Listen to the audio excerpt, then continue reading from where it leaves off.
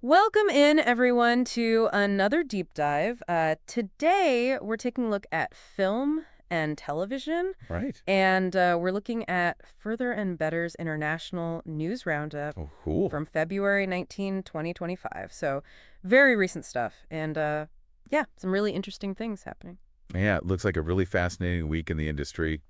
A lot going on. Yeah, so let's just jump right in. Okay, sounds good. The first thing that kind of jumps out at me is how the industry itself is being shaken up. Hmm. One of the things that really stood out to me was Emmanuel Patri's observations about kids migrating to YouTube and gaming. Yeah. Have you noticed that yourself? Oh, absolutely. My own kids are constantly on YouTube or Twitch or, playing video games. Yeah, it's a huge shift, isn't it? It really is. And it's something that a lot of people in the industry are trying to figure out. Mm-hmm. Like, how do we reach those audiences? Yeah. Because their viewing habits are so different from previous generations. Yeah. They're not necessarily sitting down to watch a scheduled program on TV. Right. They're consuming content on their own terms when they want it, where they want it. Yeah, and this is forcing a lot of the industry veterans to rethink their strategies. Absolutely. Especially in television. Yeah? And one of the examples of that is Ed Sayers' ideas about completely overhauling the way TV shows are commissioned. Yeah. So he thinks that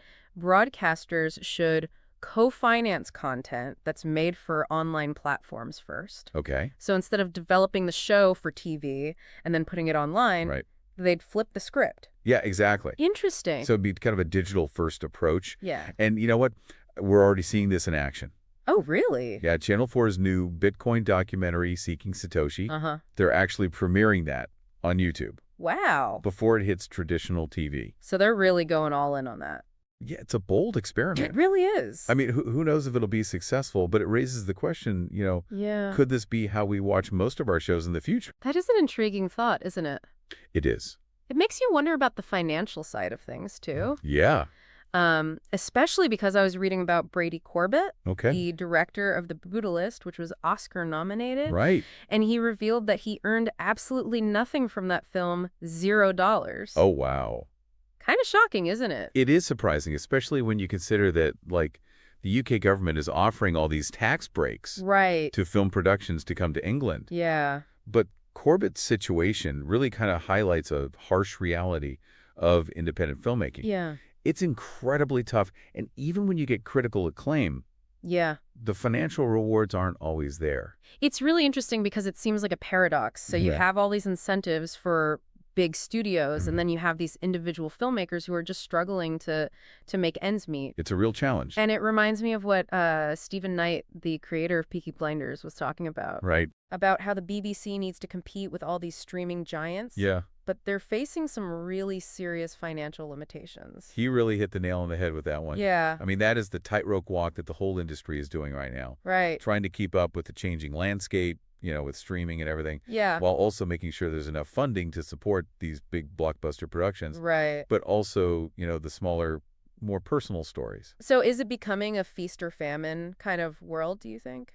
There's definitely that risk. Yeah. It highlights the need for creative solutions, Yeah. and new funding models if we want to ensure a diverse range of stories are being told. Well, and speaking of diverse stories, Okay. let's move on to this really exciting news Oh, right. about a classic detective series coming back. Oh, I love a good detective story. This is big news for fans of British mysteries. Inspector Lynley is back. No way. Yes, BritBox and the BBC are teaming up Wow. to bring the series back to life, That's great. based on Elizabeth George's novels. Yeah, I've read a few of those. Oh, have you? Yeah, they're really good. I'm gonna have to check them out then. Yeah, just And it's not just like a simple reboot. okay. They've brought in Sherlock's Steve Thompson to write it. Oh, wow. So that's a big name. Yeah, he's really talented. Yeah, and they cast Leo Suter and Sophia Barclay Okay. in the lead roles, and they're adapting 4 books that have never been on screen before. Wow. So a lot for fans to look forward to. Yeah, that's exciting. And BBC Studios is launching sales at their showcase soon. Oh, cool. So hopefully we'll get a little sneak peek then. Yeah, I can't wait to see what they do with it. Me too. But that's not the only intriguing detective story in the pipeline. Oh. Viaplay is bringing its first Estonian original to the U.S. Oh, cool. called Who Shot Otto Mueller? Interesting. Yeah, so a businessman and former Soviet wrestler is murdered on his birthday. What? And each episode unfolds from the perspective of a different family member. Oh, that's a really interesting take on the genre. It is, isn't it? Yeah. I'm really intrigued to see how those different viewpoints reveal the truth. Yeah, me too. It's like a puzzle. Yeah. Yeah, you get a little piece of information from each person, Right. and then you have to put it all together. I like it. I'm putting this one on my watch list. It sounds really good. It's really interesting to see these fresh perspectives coming from different countries. Yeah, absolutely. Do you think this reflects like a broader trend toward the globalization of storytelling? I think so, for sure. Yeah. Streaming platforms have opened up new avenues for international productions to reach global audiences. Right. So like, Who Shot Otto Mueller? Yeah. That's just one example. Right. But we're seeing more and more of this kind of cross-cultural exchange happening in the world of entertainment. It's exciting. It is. It is. It gives us a chance to see the world through different lenses. Yeah. And experience stories that we might not otherwise have access to. Okay, well, speaking of global phenomena, Okay. let's talk about a film that has captured the world's imagination. All right. Get ready for Dune 3. Ooh. Filming is slated to begin in summer 2025. Wow, already. I know. That's great. With Timothée Chalamet and Zendaya back as Paul Atreides and Chani. That's awesome. I know details are still tightly under wraps, but Yeah. I think fans are eagerly awaiting this one. Absolutely. I'm a huge fan of the first two films. Yeah. So I can't wait to see what they do with the third one. And that's just the tip of the iceberg. Oh, really? There are so many exciting projects on the horizon. Like what? Well, we've got Justina Machado in Netflix's Pulse, which is premiering in April. Oh, cool. And Rashida Jones is directing a dark comedy thriller called Playdate. Ooh, I like her. Yeah. She's great. And then Stan is launching 14 new commissions, including Whale Shark Jack. Wow. And he had it coming. And there's more. Mindy Kaling has a workplace comedy called Not Suitable for Work. Oh, fun. At Hulu. And Jesse Eisenberg is narrating a documentary about artists secretly living in a mall. What? That sounds fascinating. It does, doesn't it? Even Yeah. Jeremy Pang is bringing his culinary skills to ITV with a new cooking show. Nice. So, yeah, a lot to look forward to. There really is so much good stuff coming out. What are you most excited about? Oh, that's tough. There's so much. I know, right? I think I'm most intrigued by that documentary about the artists living in the mall. Yeah. That just sounds so unique. It does, and it kind of makes you wonder how they pulled that off. I know, right? But behind all an on-screen glamour, there are some serious power moves happening behind the scenes. Oh, right. Yeah, and these moves could really have a ripple effect on the types of films and shows we see in the years to come. Okay, so what's going on? Well, Marco Balsamo is heading Team 2 now. Okay. After a major deal, and John-Eric Capps has joined Dylan Clark Productions.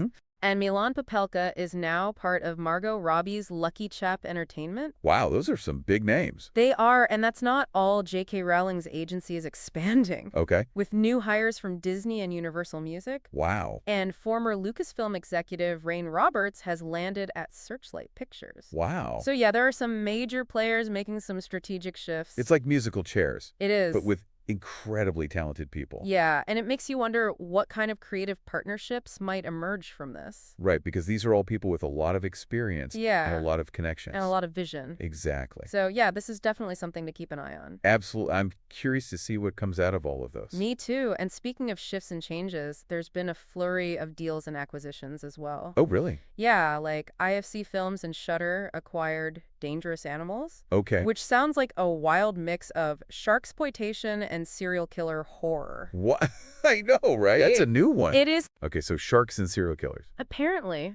Interesting. Yeah, but beyond like the genre matchups, there are some significant deals that hint at broader trends. Okay. Fifth season's Wild Cards is proving that well-crafted crime procedurals have a global appeal. Yeah, they're really popular. Yeah, and Authentic Distribution is inking documentary deals all across Europe. Oh, wow. Which indicates a really strong demand for factual content. People want those real-life stories. They do. It seems like there's a real hunger for it. Yeah, it seems like everyone's trying to figure out what audiences want and how best to reach them. Yeah, because the landscape is changing so rapidly. Yeah. It's not just about traditional networks and studios anymore. Right. Like Little Dot Studios is expanding their digital footprint.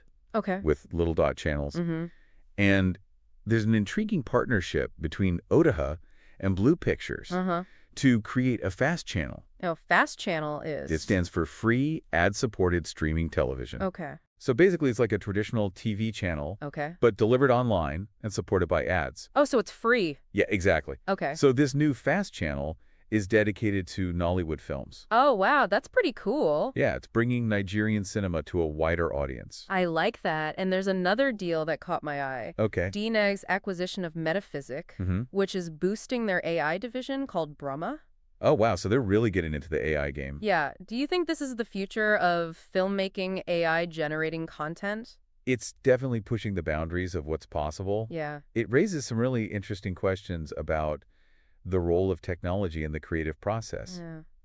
and what it means for the future of storytelling. It does, but amidst all this talk of expansion and technological advancements, it's important to remember that the industry is still grappling with its own set of challenges. Right. Sadly, 11 Film, the production company behind hits like Sex Education and 10 Pound Poms, is facing layoffs. Oh, no. Despite their success. Wow, that's so tough. It is, and it's a sobering reminder that even in a time of growth and innovation, there's still a lot of uncertainty and volatility within the industry. It's a tough business. It is. I know there's a lot of competition, and it could be hard to stay afloat. Yeah, it really highlights the complex and ever-changing nature of the entertainment world, doesn't it? It really does. Yeah, it really makes you think about how unpredictable this industry can be. Definitely. On one hand, you have all these studios embracing new technologies and expanding globally. But then on the other hand, you have these really talented teams facing unexpected setbacks. Yeah, it's tough. Like what happened with 11 Film. Yeah, exactly. Makes you wonder if there are ways to create more stability within the industry. Well, there are some initiatives out there trying to address that. Oh, like what? Well, one interesting one is the Council of Europe's final round of funding for series co-productions. Okay. So this program encourages partnerships between European producers.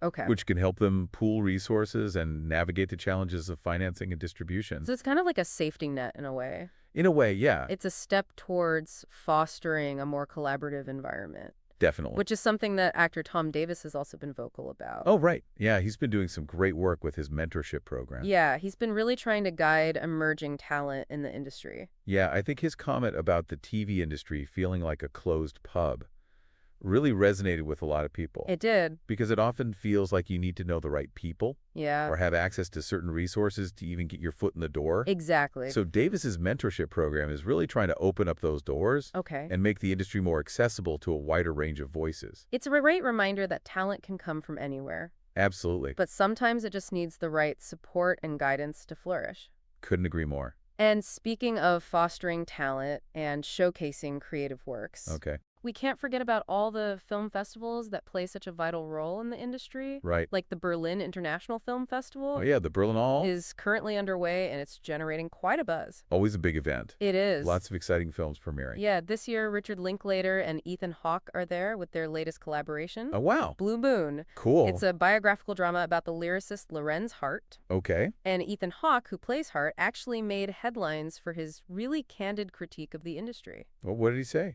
Well, he didn't hold back. Okay. He expressed concerns about the industry prioritizing profits over artistic vision and called for more daring and thought-provoking films. Yeah, I think a lot of people share those concerns. Yeah, and Linklater kind of echoed those sentiments by highlighting the dangers of excessive commercialization. It's a tough balance, isn't it? It is. Trying to make films that are both commercially viable and artistically satisfying. So it begs the question, can we balance the demands of the marketplace? Yeah.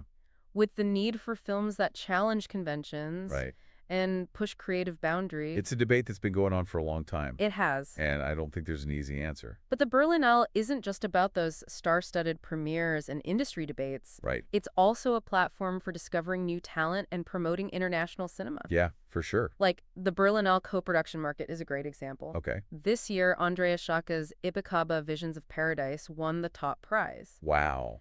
It's a film that explores the complex history of slavery in Brazil. Wow. Told through the perspective of a woman living on a former sugar plantation. That sounds really powerful. It does, and it's a testament to the power of diverse storytelling and international collaboration. For sure. And speaking of international collaboration, the European Film Commission's Network Awards recently recognized some stunning filming locations across Europe. Oh, cool. Yeah, like the picturesque Frøya in Norway, Okay. which was featured in Netflix's Billionaire Island. I haven't seen that one. Oh, you should check it out. Okay. And then the majestic Schönbrunn Palace in Austria, Oh, wow. which was used in HBO's The Regime. Okay. So really showcasing the incredible range and beauty of European landscapes. Yeah, Europe has some amazing locations. It does. It's no wonder so many productions film there.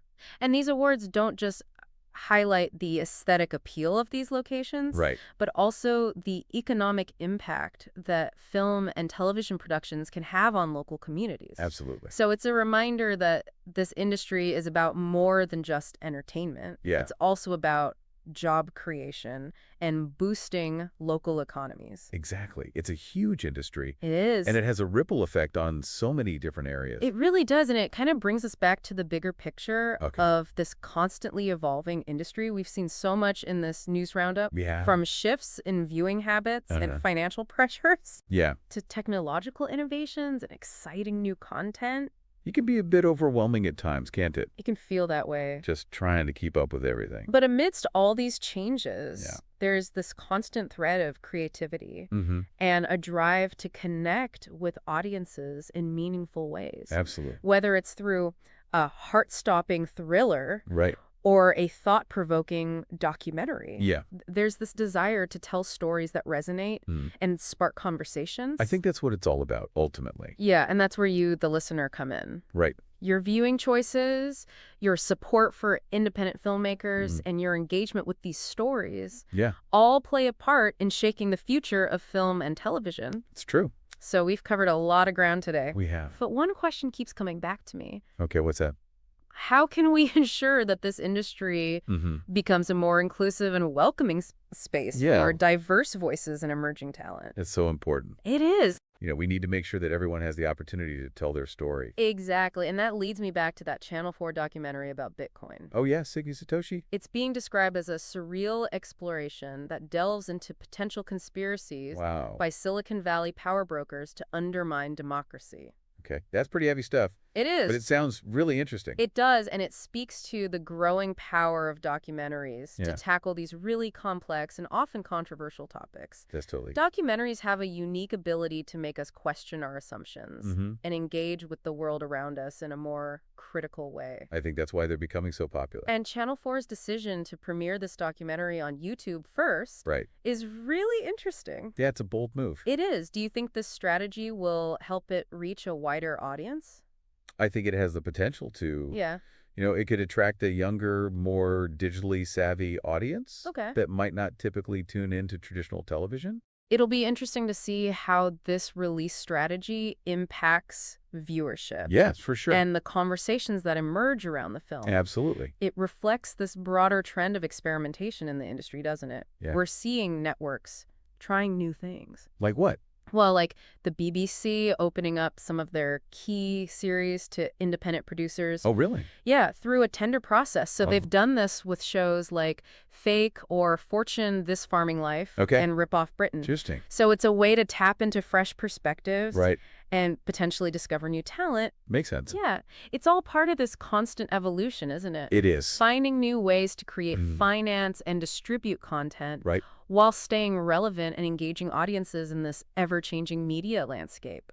It's a challenge, but it's also really exciting. It is. You know, there's always something new happening. There is. And speaking of new things, Banjay snapped up the format rights to Cloneheads. Oh, I know something about that. Yeah, it's that wild game show from Channel 4.0. Right, with the YouTubers and the balloon heads and all the crazy challenges. It sounds like a recipe for viral entertainment. It does, doesn't it? Yeah, and it highlights the growing influence of online personalities and the blurring lines between traditional and digital media. It's all coming together. It is. So as we wrap up our deep dive into the latest entertainment news, I'm left with a sense of both excitement and cautious optimism. I agree. There are definitely challenges ahead. Yeah, for sure. But there's also a palpable energy, a drive to innovate and tell stories that resonate with audiences worldwide. And that's what it's all about at the end of the day, isn't it? It is connecting with each other through these shared experiences, thought-provoking narratives, and maybe a little bit of escapism along the way. Couldn't have said it better myself. Yeah, it really does feel like we're at a crossroads. Yeah, definitely. With so much change happening, it's exciting to see how these different forces are going to shape the future of entertainment. I know, right? It's like watching a behind-the-scenes documentary. Yeah. In real time. Totally. You've got these established players adapting to new technology. Right. And then independent creators finding innovative ways to tell their stories, and global audiences connecting in ways we haven't really seen before. And it's not just about the big studios and streaming giants anymore either, right? Like we were talking about those fast channels earlier. Yeah. I think that's a great example of how niche content is finding its audience. Yeah, those free ad-supported channels are pretty interesting. Yeah. They're really catering to specific interests. Yeah. Like whether it's classic films, true crime documentaries, or even Nollywood cinema. Yeah, there's an audience for everything, Yeah. and technology is making it easier to connect those audiences with what they want. Totally. It's like the evolution of cable TV in a way. Right. But even more specialized channels? And you can watch from anywhere. Exactly. It really makes you wonder what other innovative models might emerge. It's hard to predict, but one thing is for sure, the lines between traditional media and digital platforms are getting blurrier and blurrier. Yeah, for sure. Like Channel 4 with their Bitcoin doc premiering on YouTube. Yeah. And the YouTubers in that Cloneheads game show. It's all converging. It is. The content and the platform. And it's not just the content itself, but how it's being financed and distributed, too. Yeah, like the BBC opening up some of their shows to independent producers. Right. And Bandage buying the rights to Cloneheads. So it's a fast-paced, ever-changing landscape. Definitely. But that's what makes it so fascinating. It does keep things interesting. We've covered a lot in this deep dive. We have. From the financial realities of filmmaking to the globalization of storytelling, from technological advancements to the importance of diversity and inclusion. It's a lot to think about. It is. And it's clear there's no easy answer to the question of what the future holds for the entertainment industry. Nope. But one thing I'm confident about is that there will always be a demand for stories that move us, challenge us, and help us understand the world around us. Absolutely. Those stories will always have a voice. So as we wrap up this deep dive into film and television, I want to leave you with a thought. Okay, I'll listen. The next time you sit down to watch a movie or a TV show, take a moment to think about all the people and processes that came together to bring that story to your screen. Yeah, all the work that goes on behind the scenes. Yeah, think about the writers, the directors, the actors, the crew, the financiers, the distributors. It really is a collaborative effort. And think about how your own viewing choices contribute to the larger conversation about what kind of stories we value and support. That's a really good point. Because ultimately, the future of film and television is in our hands. It is. We have the power to shape what we see. So we encourage you to dive deeper into everything we've talked about today. Yeah, check out those trailers. Yeah, and keep those conversations going. Because the story of entertainment is far from over. It definitely isn't. And we can't wait to see what the next chapter holds. I know, me too.